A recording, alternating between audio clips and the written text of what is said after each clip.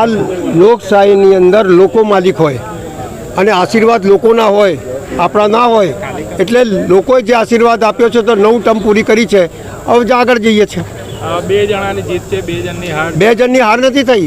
2 number અને 4 નંબરનો button જ બંધ કરાવી દીધેલો. એટલે દબાવે તો બી ના થાય. અમે પકડ્યું, એક મશીન બદલાય, પણ કેટલા મશીન બદલવાના? એટલે પહેલાંથી જ બધી રિંગ ગોઠવેલી હતી.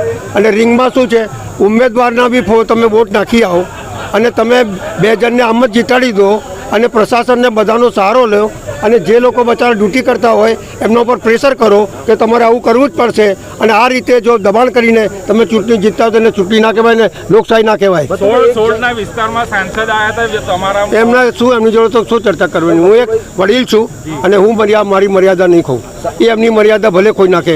એમના શાસન હોવા છતાં એવું કે ભત્તુભાઈ આપણે વાલ બંધ કરી દે છે તો એમના અક્કલ કોથમીર છે. કોંગ્રેસની 6 સીટો તો વિપક્ષ મજબૂત રહેશે. 6 સીટ છે તો હવે.